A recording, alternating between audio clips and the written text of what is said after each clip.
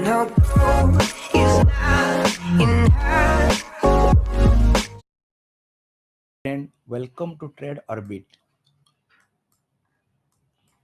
आसंतु आज आमे आउ गोटे नुआ सेटअप विषय में आपनको अवगत करेबी एवं दैट टू ये मध्य गोटे बहुत इम्पोर्टेंट ट्रेड सेटअप कौन ट्रेड सेटअप आपण तो जानिथिबे जे आरएसआई एमएससीडी एथिरे आपनकर डाइवर्जेंस देखा जाए एवं डाइवर्जेंस रो सिंपल माने हला स्लो डाउन ता माने आरएसआई हो कि एमएससीडी हो कि पीवीटी हो all these are the indicator जितेबाला डाइवर्जेंस शो करुच्ची तामाने से कहूची I will not move with the price movement तामाने एटू कौन करेक्शन स्टार्ट हम ना आम एमती कहीपर ना जे एटू करेक्शन स्टार्ट हम बोली बट आम यही जगार एक्सपेक्ट कर जे प्राइस रो मूवमेंट एबे स्लो डाउन हम हुए तो ये करेक्शन हो पारे बा क्रैश को कन्वर्ट हो पारे but a reversal may occur there तामाने फॉर ए सम व्हाइल हुए तो प्राइस रो मूवमेंट पॉज हो पारे नहले करेक्ट भी हो पारे ओके एवं एई आरएसआई डाइवर्जेंस बा एमएसडी डाइवर्जेंस बा पीवीडी डाइवर्जेंस तो ए विषय मु आगुरु बोधे केवल पीवीडी डाइवर्जेंस विषय मु कथा हेतिली आरएसआई डाइवर्जेंस तो कथा हेनी ता ऊपर अन्य को सीरीज रे कथा हेबी बट आजी मु दुईटा इंडिकेटर्स को एबे कोरिलेट करेबी कहार ना आरएसआई सहित बोलिंजर बैंड रो डाइवर्जेंस बोधे या पूर्व वीडियो रे मु देखैथिली जे डाइवर्जेंस केमती ऑपरेट हुए आज इन डिटेल आउरी एथिरे मु कथावार्ता हेबी नॉर्मली मु आपन कहिथिली जे Bollinger band is a volatility indicator एवं बोलिंजर बैंड रो जो स्टैंडर्ड डेविएशन तो +2 और -2 स्टैंडर्ड डेविएशन ले नॉर्मली थाए ठीक अच्छी ये जो प्लॉट है हमरो बोलिंजर बैंडटा ये 20 moving average basic base line with तार +2 -2 स्टैंडर्ड डेविएशन ले ताको प्लॉट कराई ओके तो सिंपल लॉजिक है जे आम नॉर्मल जानते कही बोलिंजर बैंड अपर को टच कले प्राइस तलू करेक्ट हम तले टच कले ऊपर को जीवो किंतु यार भी नॉट ऑलवेज बेले बेले प्राइस कंटिन्यूअस भी मूव करि पारे जिमिति सपोज ये टच कला किंतु पुणी आउरी किछ बार पर्यंत करेक्ट भी है तो ये एक केमी ट्रेड करा जीवो मु आगुर भी कथा है एवं आउरी मध्य आगु को कथा हेबी बट फिलहाल आपण एबे तो जानतु जे अपर स्टैंडर्ड डेविएशन को टच कले तल स्टैंडर्ड डेविएशन को आसीबो +2 और -2 भितर रेंज करे बट केतेबेले ना इन ए साइड वाइज मार्केट आपण देखंतु नॉर्मली एई जो जोन रे प्राइस गोटे रेंज रे मूव करूची तो जेतेबेले रेंज रे मूव करूची त माने तल जो बोलिंजर बैंड रो लाइन को टच कले अपर को जीवो अपर को आसले तल को जीवो but when it will be in trending तो को जानिबा केमती मार्केट टा ट्रेंड रे अछि ना साइड वाइज बहुत सारा इंडिकेटर अछि आरओसी को भी यूज कर पारे आपण नॉर्मल स्टैंडर्ड डेविएशन को यूज कर पारे नहीं तो बेस्ट इंडिकेटर आपनकर एडीएक्स तो ता ऊपर गोटे स्ट्राटेजी केते मु आपन को डिस्कशन करी बट एबे फिलहाल आमे कथा हवा जे बोलिंजर बैंड सहित डाइवर्जेंस आरएसआई रो कोन आगर मु कहिछि जे आरएसआई ऑलमोस्ट सिमिलर वे रे मूव करे विथ द प्राइस क्लियर जेतु आरएसआई आउ price both are move in a similar way तो तेणु जदि आमे डाइवर्जेंस को ऑब्जर्व करिबा तान डाइवर्जेंस को ऑब्जर्व कले आमे मध्य ऑब्जर्व करि परिबा जे समटाइम्स आरएसआई रे डाइवर्जेंस हेई नथिबो आपनकर बोलिंजर बैंड डाइवर्जेंस देखे दे पारे बोलिंजर बैंड डाइवर्जेंस हेई नथिबो आरएसआई रे देखे दे पारे आपन को मु बुझी हेलानी आउ थरे क्लियरली बुझांतु एटा बहुत इंपोर्टेंट कांसेप्ट ता माने मु एबे कोन कहिली आरएसआई गोटे ऑसिलेटर तार मूवमेंटा आपणकर +100 रु 0 ए भितर ऑसिलेट करिवो एवं आरएसआई रो जेतेबेले आमे कथा हबा नॉर्मली तो आरएसआई रो जो ओभर बट कह जाए ओभर सोल्ड कह जाए ओभर बट आम नॉर्मली यूज करते 70 आउ 30 बाय डिफॉल्ट तो जिते आरएसआई 70 को टच कला आम बुझीगले ओभर बट हो गला ठीक अच्छे जिते सपोज 30 को टच कला तार ओभर सोल्ड हो गला बोली आम एक्सपेक्ट करवा यही तो कथा कौन तो मोर कहबार उद्देश्य हूँ जदि आरएसआई रे ओभरबट बट बोलिंजर बैंड ओभरबट है नथिबो आरएसआई रे ओभरसोल्ड सेठी बोलिंजर बैंड ओभरसोल्ड है नथिबो त माने it is A trading opportunity clear किमिति याकू हमें एक्सेस माने एको या ऊपर ट्रेड करबा तो हम देखिबा एबे आपण ऑब्जर्व करंतु गुटे मिनिट खाली वेट करंतु म आपन को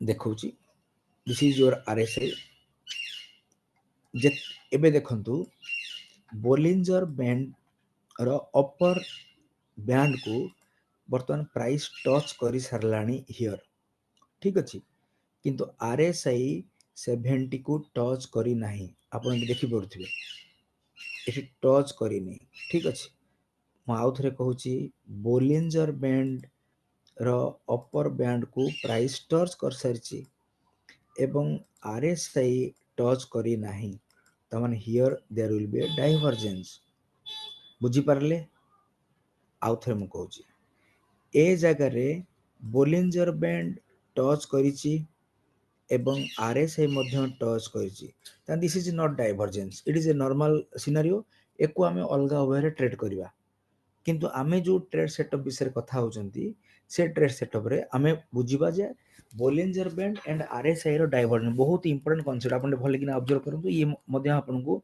बहुत बढ़िया किनी आपन को ट्रेड सेटअप दबो क्लियर लार्ज मूवमेंट मध्य आपन धरि परिबे ए वेडे ते भले किना ऑब्जर्व करंतु it is a nice setup आपन पुनी एटे ऑब्जर्व करंतु बोलिंजर बैंड एठी टच कला किंतु आरएसआई एठी बर्तमान अच्छी कोटी ना लगभग 50 पाखे अच्छी ओभरबट केते 70 तमाने एठी मध्य गोटे डाइवर्जेंस है क्लियर ए जगह ऑब्जर्व करंतु बोलिंजर बैंड ऑलरेडी अपर बैंड को टच कर सरलानी एवं आरएसआई वर्तमान एबे टच करी नाही देखि परछंती it is also showing the divergence similar way Bollinger band रो अपर बैंड को ये टच कला but RSI not over but clear but ये मध्य गोटे डाइवर्जेंस बट एठी ऑब्जर्व करंतु एठी आरएसआई मध्य ओवर आरएसआई मध्य एठी ओवर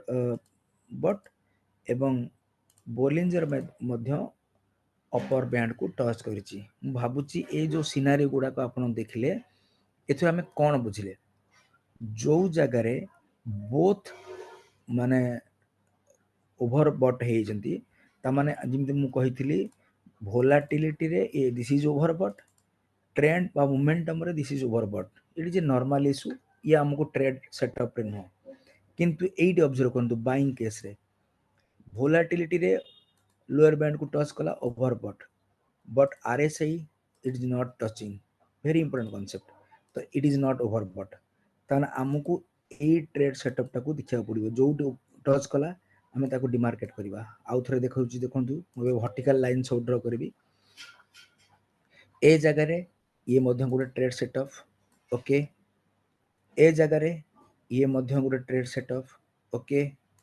ये मध्य एठी मध्य टच करनी ये मध्य गोटे ट्रेड सेटअप क्लियर ये मध्य गोटे नहीं ये trade setup no it is a normal case but here this is a trade setup okay एवं एबे जो बनुची ये मध्य गोटे ट्रेड सेटअप तो ऑब्जर्व करंतु केतेटा डाइवर्जेंस आमे ऑब्जर्व करूचंती in between the RSI with the Bollinger band clear एबे एबे एको ट्रेड किमत करबा एबे देखंतु मुझे बोलिंजर बैंड रो अपर बैंड को देखली ना ताकू ऑब्जर्व करिया पई मध्य गोटे इंडिकेटर अछि ता ना होची बोलिंजर बैंड परसेंटेज तो आपण सेठी मध्य जानि परिबे जे बोलिंजर बैंड परसेंटेज रे भी ऑब्जर्व करबे नहीं तो आपण बोलिंजर बैंड परसेंटेज जदि न ऑब्जर्व करछन सीधा आपण बोलिंजर बैंड को मध्य देखि के एठी ऑब्जर्व करंतु एबे हम ट्रेड सेटअप को बुझंतु मु एबे डेली रे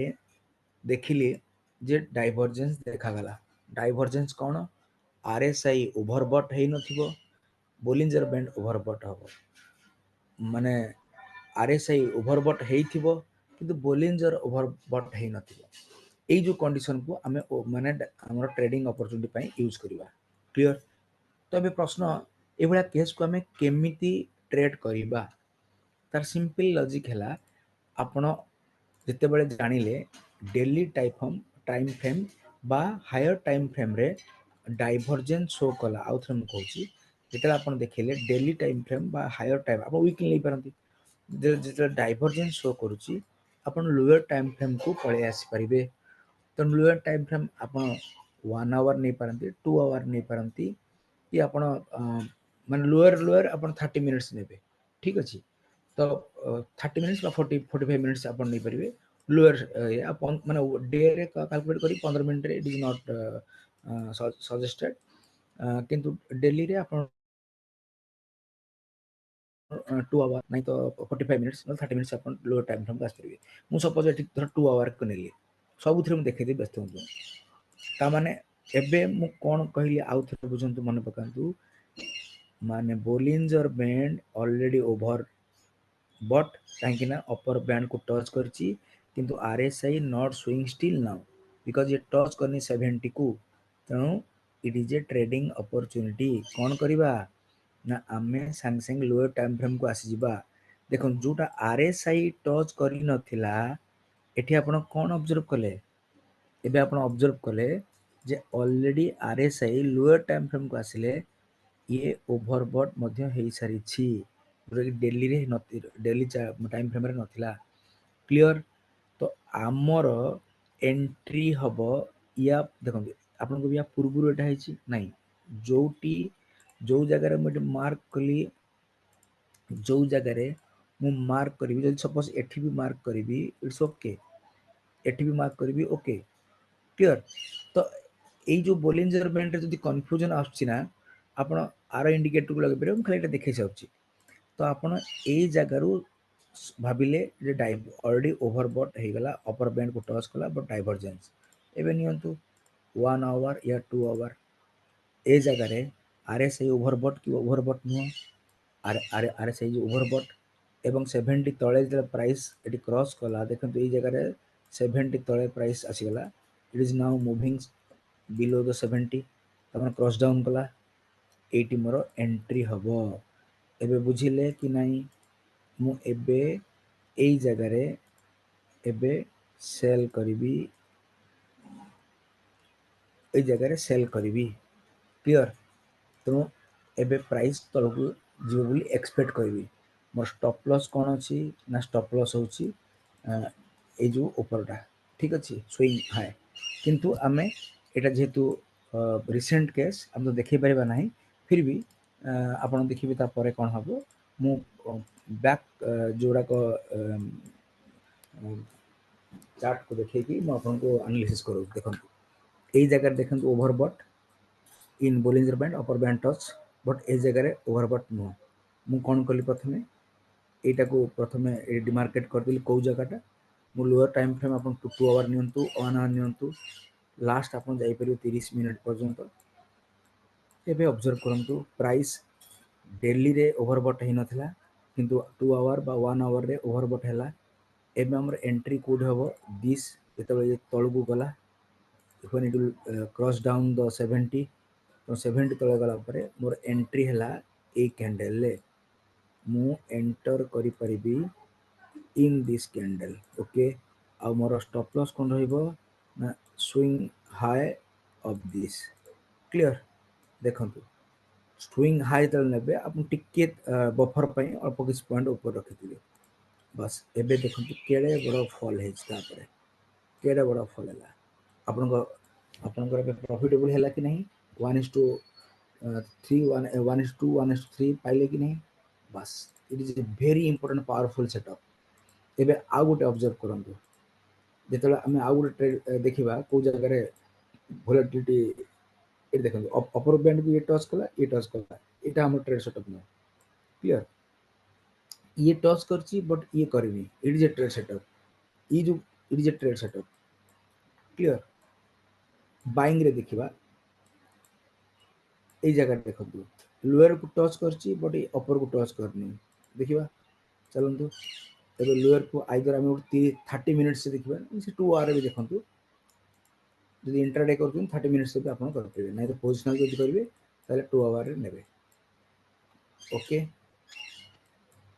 देखନ୍ତୁ त माने एठी मु आरएसआई रे ओवरसोल्ड हेइ नथिला किंतु 2 आवर रे ओवरसोल्ड हेइची प्राइस जो ऊपर को जीव एबव दिस ए जगह entry this candle entry buy above this stop loss below the swing low okay टिके बफर नेबे चलंतु बे आपण 1:1 तो 1:1.5 तो प्रथम ही हिथिबो एवं तापरे स्टॉप लॉस हेइनी पुन तापर देखंतु केडबो रली So this is a very simple but powerful trade setup. जानि पाउछन भाबुछ मु ट्रेड सेटअप को आपण कहबे एथिरे मु इंट्रा एबे देखिबा एबे एसजीएक्स निफ्टी तो रनिंग चलछि हम मार्केट बंद अछि इंडिया रे तो निफ्टी मु आपन देखौछि निफ्टी रे देखिबा किछि हेछि कि नै एबे देखंतु गोटे मिनिट मु डेली आगर देखि दउछि डेली देखंतु डेली रे ए जगह रे ओवरबॉट एठी भी ओवरबॉट किंतु एठी oversold RSI oversold no देख परछंती आरएसआई रे ओवरसोल्ड नो त माने ए जगह रे मु मार्क कली ठीक अछि एबे मु कोड जिबी 2 आवर को जिबी ए जो रिसेंट मूव हैला ए जो रैली बर्तन चली छि मु से रैली कथा कहूची देखंतु एबे प्राइस माने डेली रे आरएसआई ओवरसोल्ड हेइ नथिला किंतु 2 आवर रे ओवरसोल्ड जब प्राइस पुणी 30 एबव जीवो आपण ए जगह रे एंट्री पे प्लान करिवे clear buy above this candle stop loss below the swing low नियंतु केते नउचंदी आपण को हाथ रे बर्तन एबे 1:2 1:3 1:5 clear this is the simple way of trading हम कहिथिल ना जिते बेले बोथ आर ओवरसोल्ड बा ओवरबॉट प्राइस आउरी ओवरसोल्ड ही पारे बा आउरी ओवरबॉट ही पारे बट जिते बेले जणे ओवरसोल्ड आरडा ओवरसोल्ड न सेतिका बेले आपन को डाइवर्जेंस जे थला तो प्राइस रिवर्स करि पारे clear this is the fact एबे मु आपन को आ गोटे कथा देखेबी जे एई जो बोलिंजर बैंड को जदी मटी ऑफ कर देबी ए बोलिंजर बैंड परसेंटेज नहीं मागता पूर्व देखै दउची बोलिंजर बैंड परसेंटेज को मध्य हम गोटे इंडिकेटर रे रिप्रेजेंट कर परबा सेटा होची बोलिंजर बैंड परसेंटेज देखंतु एठी ओवरसोल्ड माने अपर बैंड को टच करची एठी देखंतु अपर बैंड को टच कला एठी टच करची एठी टच कला एठी टच करची एठी टच कला एठी लोअर टच करची एठी लोअर टच कला तने मोस्ट प्रोबेबली आपनकर ए जो बोलिंजर बैंड परसेंटेज आउ बोलिंग tell about the same thing तो मु एबे बोलिंजर बैंड को हटा दूची बोलिंजर बैंड परसेंटेज को हेंस फोर्थ एबे यूज करबी काहे कि ना प्राइस एक्शन को ऑब्जर्व करिया पे अपन चार्ट क्लियर थिबा दरकार एबे अपन क्लियरली देखंतु जे आरएसआई सहित बोलिंजर बैंड परसेंटेज रो बोथ रो मु एबे पैरामीटर को देखेबी ए जगह रे डाइवर्जेंस क्लियर ए जगह रे अपन डाइवर्जेंस देखाला देख पछुंदी एठी तळु को आसी बट एठी तळु को आसीनी जुरा को एबे देखेबी आपण कहबे जे एठी तो अपर टच की प्राइस मूव कला सिवियरली करेक्ट हैला नहीं मु आपन कहली it is not a trade setup मत केते बेले इधर डाइवर्जेंस हो both are in the same direction ताको अलगा ट्रेड सेटअप रे नबा एठी देखन both are on the same माने आरएसआई भी ओवरसोल्ड ये भी ओवरसोल्ड एकवा में नबानी ये oversold but if this is near about the 50 it is a trading opportunity देखंतु केते बढ़िया कि आपन ट्रेड सेटअप दोछ it is a very nice concept आपन देखबे एटा इंट्राडे रे हम करबे कि नहीं एबे हमें सेही 2 आवर रे ऑब्जर्व करिया मु जो वर्टिकल लाइन ड्रा करची तो सेटू हमें देखिबा देखंतु ए जगह रे ओवरसोल्ड हेइ नथिला तो ओवरबॉट हेइ नथिला आरएसआई क्लियर किंतु बोलिंजर बैंड हेइथिला एबे ऑब्जर्व करंतु प्राइस जिते बेले 2 आवर रे आरएसआई ओवर सो ओभरबट हो गला जो तलू को ये जीव जो candle R S I cross down हम क्रॉस बिलो द 70 तो वर्तमान एबे आम से कैंडल एबे रखा कौन आम सेलिंग करवा तमाने स्टॉप लॉस रखा एबव द स्विंग हाई नियंतु 1:3 1:4 जिते नौ ट्रेलिंग कर चलतु सुपर ट्रेंड लगेदेवे ट्रेलिंग करेंगे बा आप 8 मुविंग एवरेज जो कही लो लगेदेवे जिते पर्यंत प्राइस चलती तो आप ट्रेल कर देखो जा ब्रेक है जो फल्ट है केते केते 1618 1600 पॉइंट फल है यार भल ट्रेड सेटअप किसी हो पारे आपन थोड़े ट्रेड करके देखंतु माने जानपर यार एफिशिएंसी केते छाड़ू एवं 1 आवर रे ऑब्जर्व करी नहीं तो 15 मिनट चेक करी इंट्राडे 15 मिनट 1 मिनट में चेक करी ए चलतु पुणी ए 15 मिनट रे एट देखंतु गोटे आपनकर मु 15 मिनट रे फास्ट देखिबी हाई टाइम फ्रेम रे ओवरबॉट ओवरसोल्ड होईची कि नहीं एट देखंतु 15 मिनट रे बोलिंजर बैंड कौन करची ओवरसोल्ड ना ओवरसोल्ड नो आउ थे देखा 15 मिनिट रे दिस इज ओभरबट किंतु आरएसआई ओभरबट हैनी ये ऑब्जर्व करंतु RSI still now not overbought 70 touch करनी त डाइवर्जेंस कि नहीं एबे पळे आसंतु मु एबे 1 मिनिट को आसीबी 1 मिनिट को बा 2 मिनिट्स बा 3 मिनिट आपन को इच्छा एबे आसीबी केतला पर्यंत यही जगार जिते बड़े प्राइस माने ए कनसेप्ट रे जो आप मुझे आउ गोटे कथा कहूँ शुणु ये सिनारियो रे आपण ऑब्जर्व करेंगे जो 50 बिलो जीव आप हे ने ना तो ओभर जो 70 तलक जीव आप एंट्री करेंगे क्लीयर तो कि 5 मिनट भी आप नियंतु 1 मिनिट इंटरडे अपेक्षा आप 3 मिनिट भी नियंतु ओके मुझे 3 मिनिट कि 5 मिनिट जो नियंतु एबे एई जगह रे आपनकर हला 8 बर्तन एबे क्रॉस डाउन हला देखंतु एई जगह रे फॉल बिलो दिस तो इमीडिएटली प्राइस फॉल कला तो this is the very simple scenario जदि आप इंटरडे करा चाहते मु एई कॉन्सेप्ट रे बेटरली आपको सजेस्ट करी आपण ऑब्जर्व करंतु आइदर हाफ एन आवर नहीं तो 45 मिनिट्स रे एवं 5 मिनट कि 15 मिनट रे आपण एंट्री करंतु जिमिति एई जगह रे आपनको बोलिंजर बैंड देखेला एबे आपण पळे आसंतु 5 मिनिट तो 5 मिनिट रे आपण एबे सेलिंग पे प्लान करिवे सेलिंग रो रूल कोन सेलिंग रूल हैला जे जेतिका बेले आरएसआई ओवरबॉट हेकी डाउन हम 70 तलक जीव तेणु डाउन है ए जगार प्राइस देखु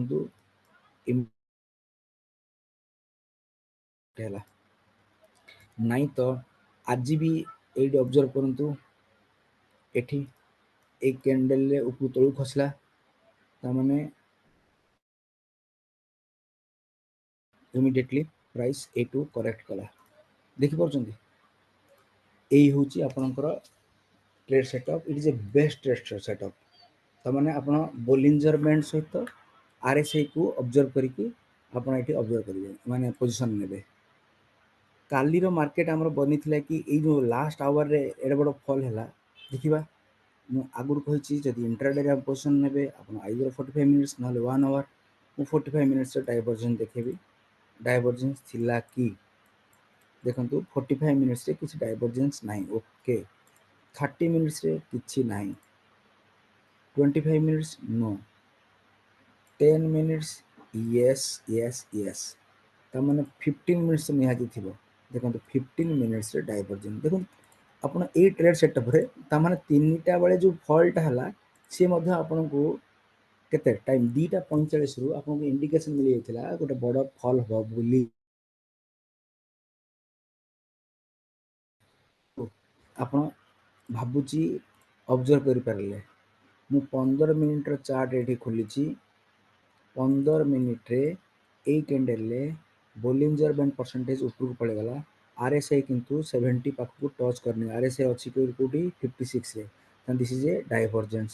ଇଏ ହେଲା ଓଭରସୋଲ୍ଡ। ଯଦି ଆପଣ ଫିର୍ ବି ଡାଉଟ୍ ଅଛି ମୁଁ ବୋଲିଞ୍ଜର ବ୍ୟାଣ୍ଡକୁ ଏଠି ଅନ୍ କରିଦେଉଛି। ଦେଖନ୍ତୁ ଏଇ ଜାଗାରେ ଆପଣ ଇଏ ଅପର ବ୍ୟାଣ୍ଡକୁ ଟଚ୍ କରିଛି। ଇଏ ସେଇଟା ତାର ରିଫ୍ଲେକ୍ସନ୍, କିନ୍ତୁ ତେଣୁ ଡାଇଭରଜେନ୍ସ ହେଉଛି। ଇମିଡ଼ିଏଟଲି ଆପଣ ପଳେଇ ଆସିବେ ଲୋୟର ଟାଇମ୍ ଫ୍ରେମ୍କୁ। ଆପଣ 5 ମିନିଟ୍ ନିଅନ୍ତୁ, 3 ମିନିଟ୍ ନିଅନ୍ତୁ, 2 ମିନିଟ୍ ନିଅନ୍ତୁ, ଠିକ୍ ଅଛି। ମୁଁ ତ କହିବି 3 ମିନିଟ୍ ତଳକୁ ଯାଆନ୍ତୁନି, ଏବଂ 3 ମିନିଟ୍ ନିଅନ୍ତୁ। କ୍ଲିଅର? 3 ମିନିଟ୍ରେ ଗଲେ RSI ଉପରକୁ ଗଲା। ପ୍ରଥମ ଥର ପାଇଁ RSI ଏଇ ଜାଗାରେ ବର୍ତ୍ତମାନ ଏବେ RSI ତଳକୁ ଆସିଲା। କ୍ଲିଅର? ତ ତେଣୁ ଆପଣ ଏଠି ଆଲର୍ଟ ହେଇଗଲେ ଯେ ମୁଁ ବର୍ତ୍ତମାନ ଏବେ ଫଲ୍ ହବାର ଅଛି। ପୁଣି ବେଟ୍ ଏଠି ଆହୁରି ଯେଉଁ ସମୟରେ ଆପଣ ବେଟିଂ କରିବେ ସେଟା ଆଉ ଗୋଟେ ଦେଖିବେ ଯେ ବୋଲିଞ୍ଜର ବ୍ୟାଣ୍ଡ ତଳକୁ ପ୍ରାଇସ୍ ଆସିଲାଣି କି ନାହିଁ।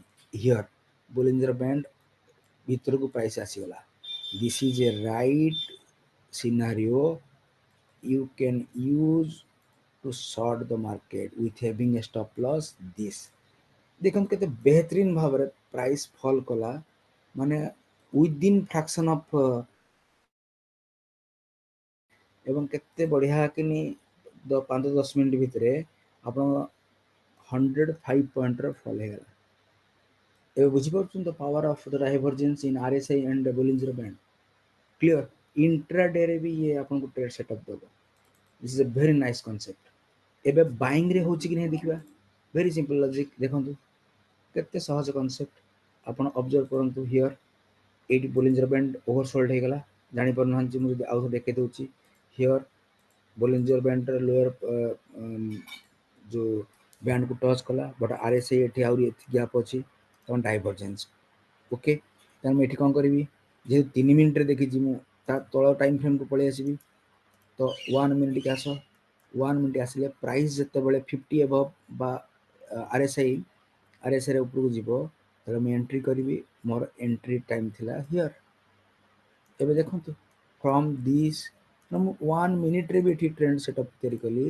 ଆପଣଙ୍କ ପାଖାପାଖି 57 ପଏଣ୍ଟର ମୁଭମେଣ୍ଟ, ସେଇ ଲାଷ୍ଟ ଆୱାର ମୁଭମେଣ୍ଟ। ତେଣୁ ଚିନ୍ତା କରନ୍ତୁ କେତେ ବଢ଼ିଆ କି ପ୍ରାଇସ୍ ମୁଭମେଣ୍ଟକୁ ମୁଁ ହିଁ କ୍ୟାପଚର୍ କରୁଛି। ଅବଜର୍ଭ କରନ୍ତୁ, ମୁଁ ସେଇ ଦିନର ଆରମ୍ଭରେ ଆଜି ମାର୍କେଟ ଯେଉଁ ଖୋଲିଲା, ମୁଁ ତାକୁ ମଧ୍ୟ ବର୍ତ୍ତମାନ ଏବେ ଆପଣଙ୍କୁ ଦେଖେଇବି ସେଥିରେ ହେଇଥିଲା କି ହେଇନଥିଲା। ଜବରଦସ୍ତି ଆପଣ ଏ ଟ୍ରେଡ୍ ସେଟଅପ୍ ନେବେନି, ଆପଣଙ୍କୁ ଦେଖେଇବ ତାପରେ ନେବେ। ଆଉ କାହା ସହିତ ଇଣ୍ଟରମିଡିଏଟ୍ କରିବେନି। ଏଇ ଟଚ୍ କଲା, ଦେଖିପାରୁଛନ୍ତି। କ୍ଲିଅର? ଏଠି କିନ୍ତୁ ଲୋୟର 30କୁ ଟଚ୍ କରିଛି କି ନା, ଆହୁରି କେତେ ଅଛି ପ୍ରାଇସ୍ ବାକି, ଏତିକି ଅଛି, କାରଣ ଏଠି ଡାଇଭରଜେନ୍ସ ହେଲା। ଓକେ, ମୁଁ ଏଇ ଜାଗାରେ ଗୋଟେ ଭର୍ଟିକାଲ ଲାଇନ୍ ଡ୍ର କଲି। ଓକେ, ଏବେ ଚାଲନ୍ତୁ ମୋର 3 ମିନିଟ୍କି ଯାଆନ୍ତୁ, କି ଆପଣ 1 ମିନିଟ୍ ଯାଆନ୍ତୁ, କି 2 ମିନିଟ୍। ମୁଁ ତ କହିବି 3 ମିନିଟ୍ ତଳକୁ ଯାଆନ୍ତୁନି, କାହିଁକିନା ମାର୍କେଟ ବହୁତ ଭୋଲାଟାଇଲ୍ ଚାଲିଛି ଏବେ।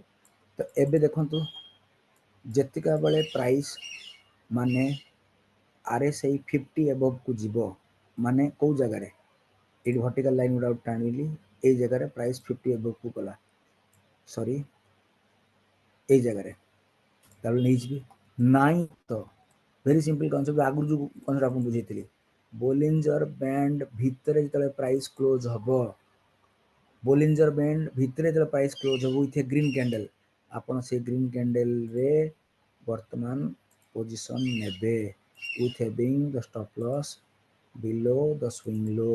ଦେଖନ୍ତୁ 1:1.5 ଆପଣଙ୍କୁ ଦେଇଛି ନା ଦେଇନି, ମୁଁ କହୁନି, ଆପଣ ନିଜେ ଅବଜର୍ଭ କରନ୍ତୁ। ମୁଁ କହିଲି ନା ମୋ ଟ୍ରେଡ୍ ସେଟଅପ୍ ଯାହା ମୁଁ କହୁଛି ଆପଣଙ୍କୁ, ଯେତେବେଳେ ଆପଣ ପ୍ରାକ୍ଟିସ୍ କରିବେ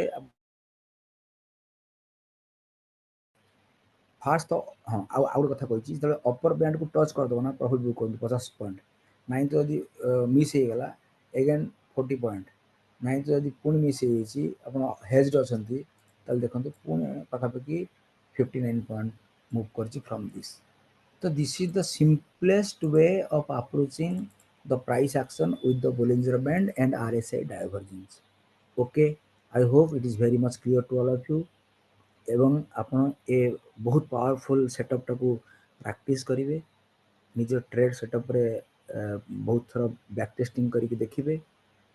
ଯଦି ଆପଣଙ୍କୁ ଲାଗିଲା ନାହିଁ it is beneficial and useful, ତାହେଲେ ଆପଣ ଏହାକୁ ୟୁଜ୍ କରିକି ପ୍ରଫିଟେବୁଲ୍ ହେବେ। Happy learning. happy trading. Thank you.